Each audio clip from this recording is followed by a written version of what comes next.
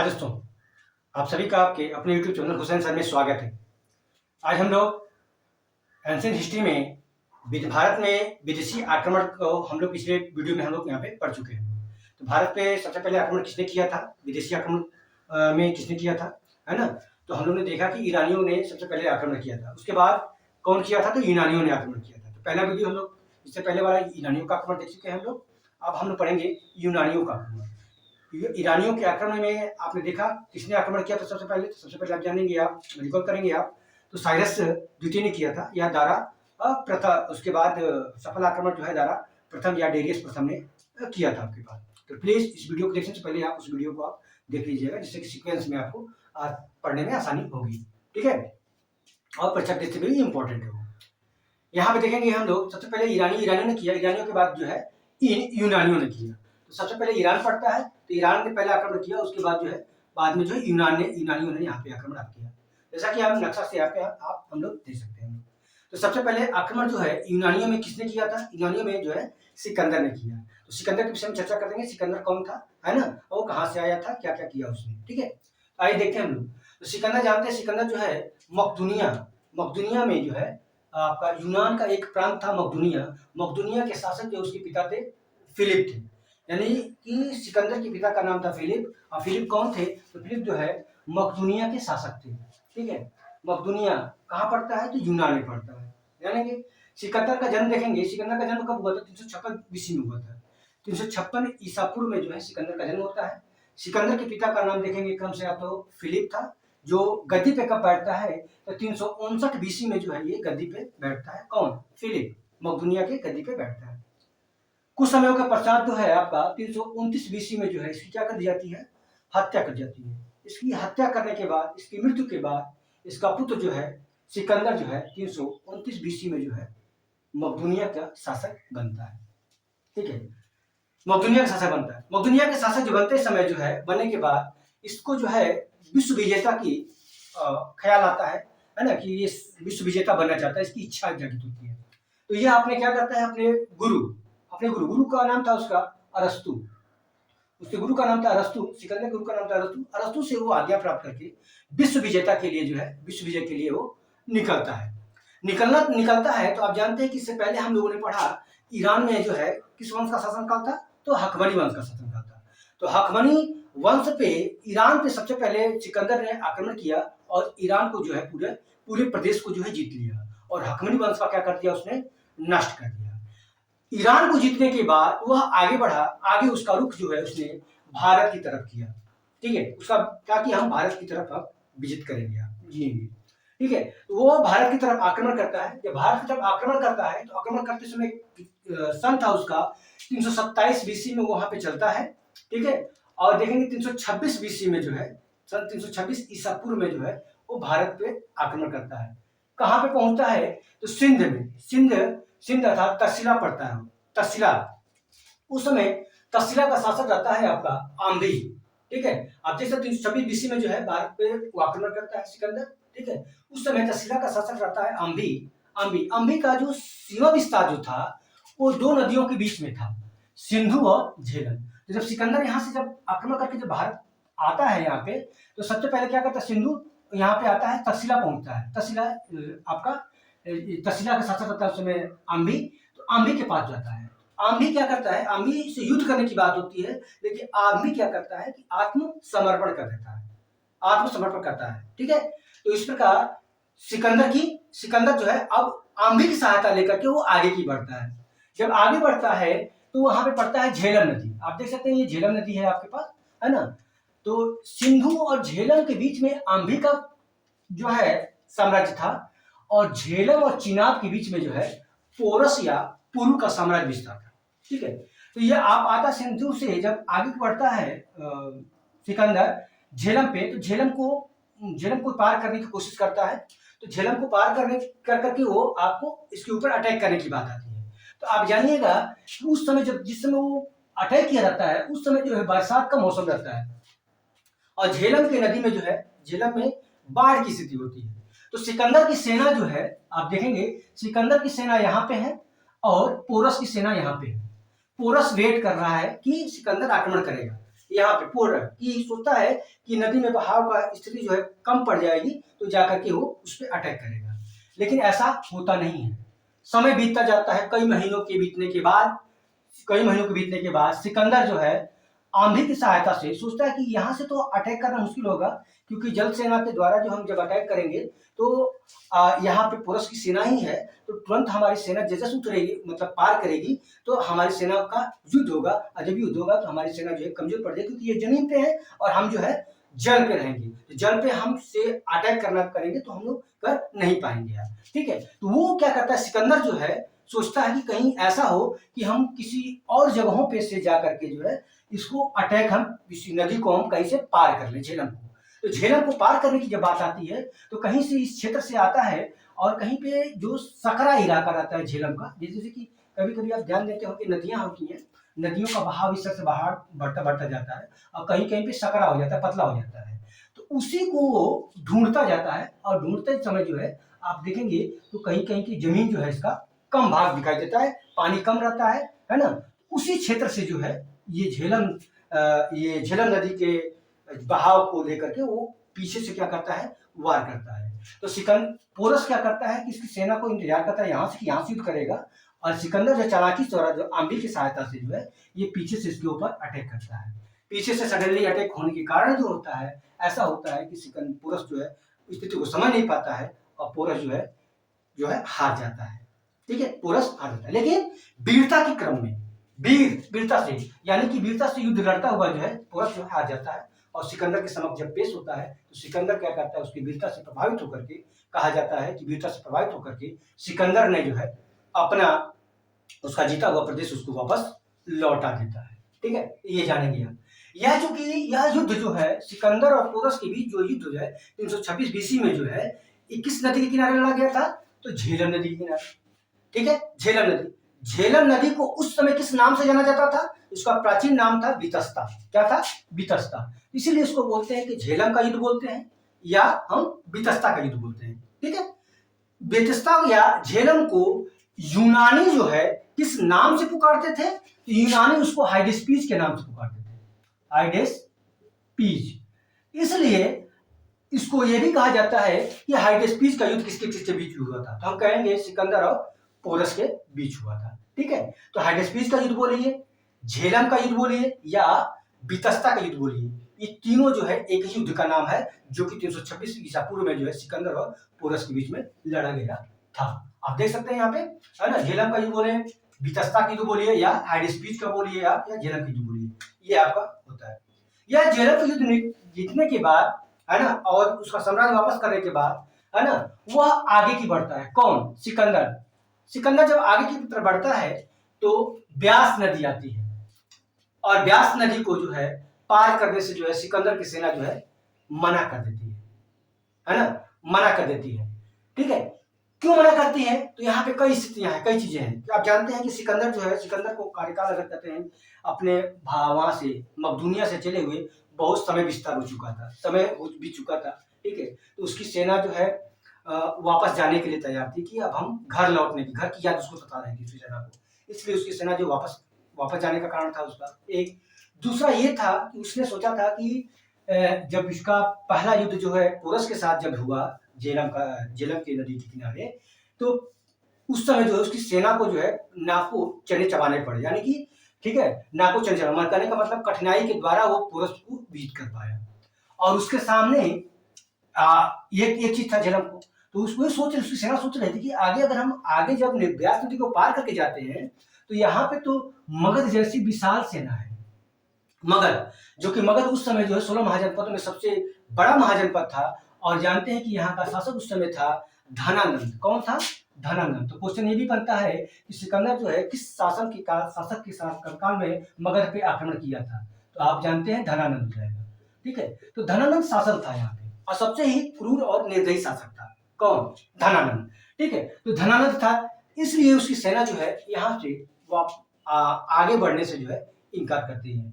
इसके कारण जो है सिकंदर हार मान जाता है और जो है वापस यही ब्यास नदी से लौट जाता है। तो क्वेश्चन आपका बनता है कि पूछता है कई बार कंपटीशन में कि सिकंदर की सेना जो किस नदी को पार करने से इनकार कर दी थी, तो आप जानिएगा ब्यास नदी, ब्यास नदी को पार करने से जो सिकंदर की सेना जो है मना कर दी थी। ठीक है, तो यहीं से वो ब्यास नदी से वहां पर लौट जाता है और लौट करके कहाँ पहुंचता है, तो सिंधु नदी, ये सिंधु नदी के पास जो है, अब ये वापस लौटने के क्रम में इसकी दो सेनापति होते हैं, एक का नाम रहता है आपका सेलुकस और दूसरा का नाम रहता है आपका निर्याकस।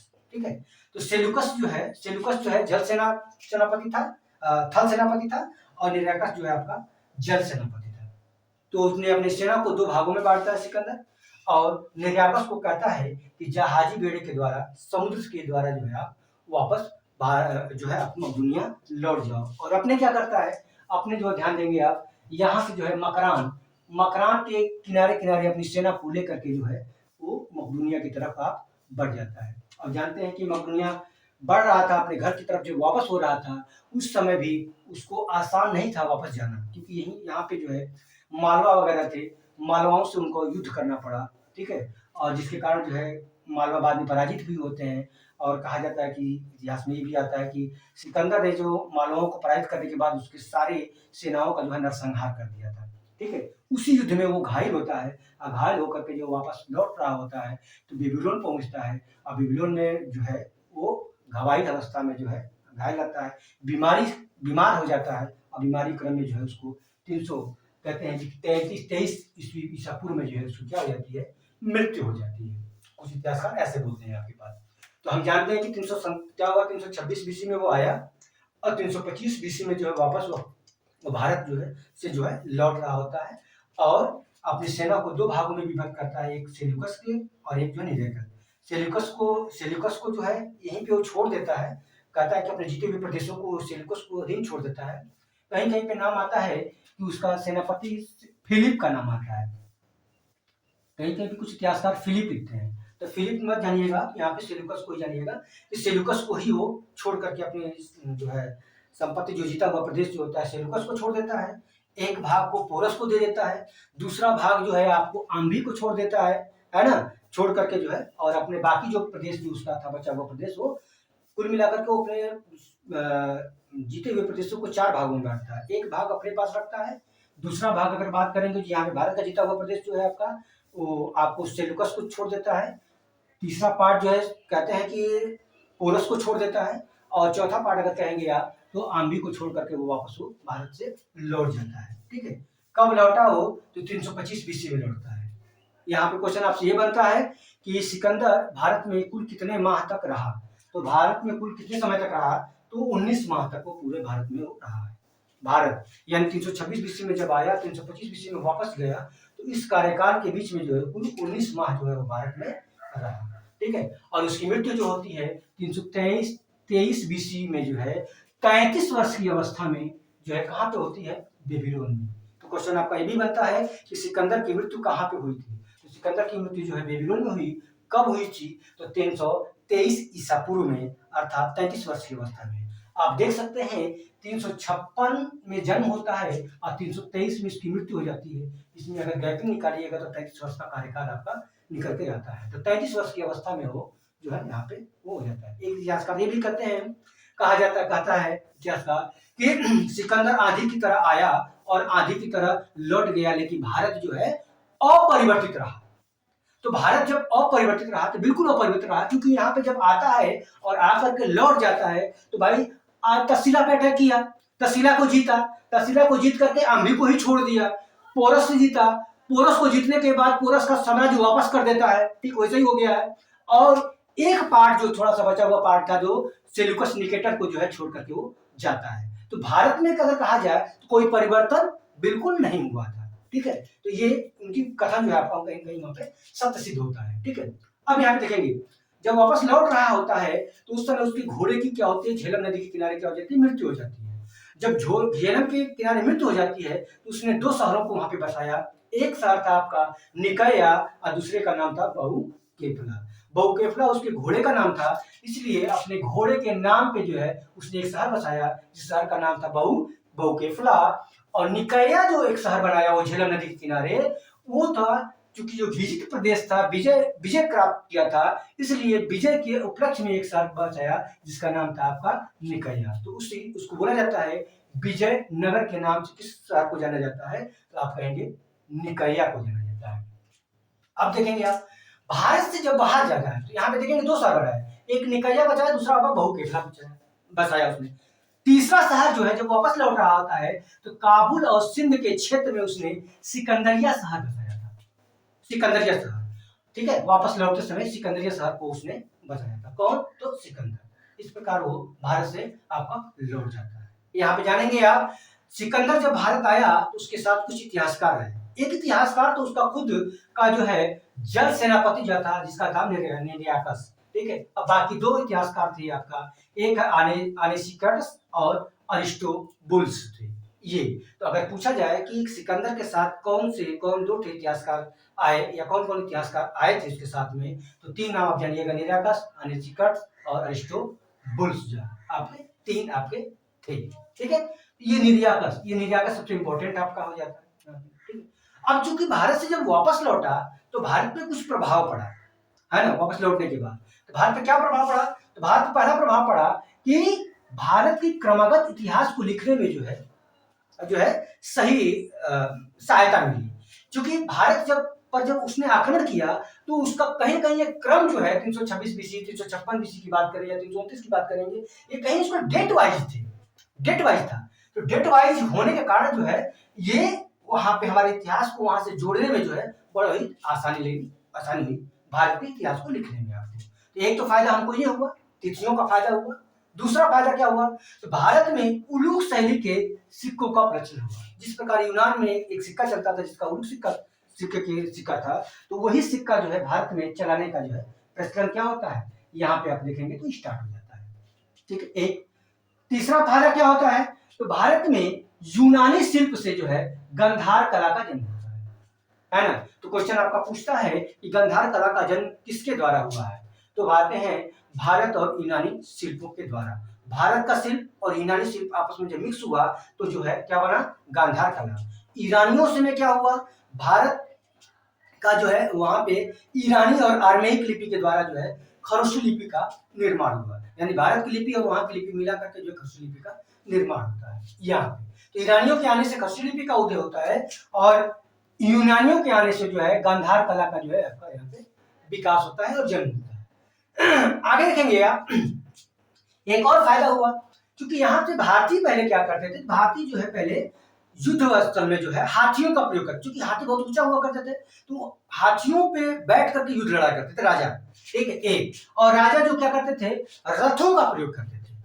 ठीक है, तो रथ का प्रयोग करते थे। तो ये कहीं ना कहीं भारी भड़कीला चीजें हुआ करता था युद्ध में। और युद्ध में कहीं लड़ने के लिए जो है कहीं ना कहीं अगर बात की जाए, बारिश हो जाए या कोई और स्थिति अगर उत्पन्न हो जाती है तो चक्के वक्के फंस जाने के कारण जो है कहीं ना कहीं स्थिति युद्ध में लड़ने में प्रॉब्लम हुआ करता था। ठीक है, तो चूंकि सिकंदर जब आया तो सिकंदर क्या आया? घोड़े से आया। घोड़े से युद्ध लड़ा, तो घोड़े से युद्ध लड़ने के क्रम में जो है उसको जो है कहीं ना कहीं जो है वो विजित हुआ, यानी कि फुर्तीले घोड़े हुआ करते थे, है ना। इसकी वजह से वो विजित हुआ, तो उसका प्रभाव ये पड़ा कि यहाँ के जो लोग थे, जो राजा थे, वो घुड़सवारी सेना को जो है को रखने में के लिए जो है बढ़ाया। यानी सबसे ज्यादा जो है घुड़सवारी सेना रखने के लिए वो रखने लगे वो। ठीक है, तो ये कुछ आपके इंपॉर्टेंट पॉइंट थे जो कि परीक्षा के लिए इंपॉर्टेंट थे आपके यूनानी के आक्रमण में। ठीक है, रिकॉल कर लेते हैं यहाँ पे एक बार फिर से देखते हैं। सिकंदर का जन्म कब हुआ था? 356 बीसी में कहते हैं। सिकंदर के पिता का क्या नाम था? तो फिलिप थे। इसका ये गद्दी पे कब बैठे? 359 बीसी में। इनकी मृत्यु कब हुई? हत्या के द्वारा 329 बीसी में इनकी मृत्यु हो जाती है। 329 बीसी में इसकी मृत्यु के होने के पश्चात जो है 329 बीसी में जब मकदूनिया का शासक कौन बनता है? तो उसका पुत्र सिकंदर बनता है। सिकंदर के गुरु का क्या नाम था? सिकंदर के गुरु का नाम था अरस्तु था। सिकंदर भारत पे कब आक्रमण किया? तो आप जानते हैं 326 बीसी में। ठीक है, सिकंदर के आक्रमण के समय तक्षशिला का शासक कौन था? तो तक्षशिला का शासक आप देखेंगे तो यहाँ पे अम्बी था। ठीक है, तक्षशिला का शासक अम्बी था। पंजाब का शासक कौन था जिससे जो है सिकंदर का युद्ध होता है? तो वो आता है पुरु या पोरस की बात करते हैं हम लोग। यहाँ पे सिकंदर और पोरस के युद्ध को किस नाम से जाना जाता है? तो हम जानते हैं झेलम का युद्ध, वितस्ता का युद्ध या हाइडेस्पी का युद्ध के नाम से हम इसको जानते हैं। सिकंदर की सेना किस नदी को पार करने से इनकार कर दी थी? तो आप जानते हैं कि ब्यास नदी को पार करने से इनकार कर दी थी। सिकंदर के सेनापति कौन कौन थे? तो सिकंदर के दो सेनापति थे। एक था आपका थल सेना का सेनापति था आपका सिल्कस निकेटर, और जल सेना का था आपका निर्याकस था। ठीक है। सिकंदर कुल कितने माह तक भारत में रहा? तो सिकंदर जो है कुल 19 माह तक भारत में रहा और 325 बीसी में जो है वापस यहाँ से लौट गया। 325 बीसी में वापस लौटते समय जो है बेबीलोन में जो है 323 ईसा पूर्व में जो है 33 वर्ष की अवस्था में क्या होती है, उसकी मृत्यु हो जाती है। आगे देखेंगे आप, सिकंदर ने किन दो शहरों का भारत में किन दो शहरों का बसाया था झेलम नदी के किनारे? एक था निकैया, दूसरे का नाम था बहुकेपला। निकैया क्या था? निकैया को एक अन्य नाम से जानते हैं विजयनगर, और बहुकेपला को किसके शोक में बसाया था? तो आप कहेंगे उसकी घोड़े का नाम था बहुकेपला। ठीक है। उसने भारत से लौटते समय सिकंदर शहर का कहाँ पे स्थापना किया था? तो दो जगह पे, काबुल और सिंध के क्षेत्र में जो है उसने सिकंदर शहर का स्थापना किया। ठीक है। यहाँ पे ये चीजें हो जाएगा। और उसके साथ इतिहासकार कौन कौन थे? तो आप जाएंगे निराकस, अनिकट, अष्टोकस। इस प्रकार भारत के पर सिकंदर के आक्रमण के समय यहाँ का शासक कौन, मगध के शासक कौन था? तो आप जाएंगे धनानंद था। ठीक है। इस प्रकार ये आपका हुआ। ठीक है। अगर ये वीडियो अच्छा लगा आपको तो अपने दोस्तों में ज्यादा से ज्यादा क्या करिएगा, आपका शेयर करिएगा। और चैनल में अगर नए होंगे तो इसको सब्सक्राइब करिएगा, जिससे जब भी वीडियो डाला जाएगा तो आप नोटिफिकेशन आपको तुरंत प्राप्त हो जाए। तो इसके क्रम में हम लोग अगला टॉपिक पढ़ेंगे, हम लोग मौर्य वंश, है ना। इसी में हम लोग आगे एंशिएंट हिस्ट्री में सीधे सीधे आपका धीरे धीरे हम क्रम वाइज हम लोग यहाँ पे टॉपिक वाइज पढ़ते चलेंगे। आपका पूरा वीडियो देखने के लिए आप सभी का बहुत बहुत धन्यवाद। Thank you so much. जय हिंद।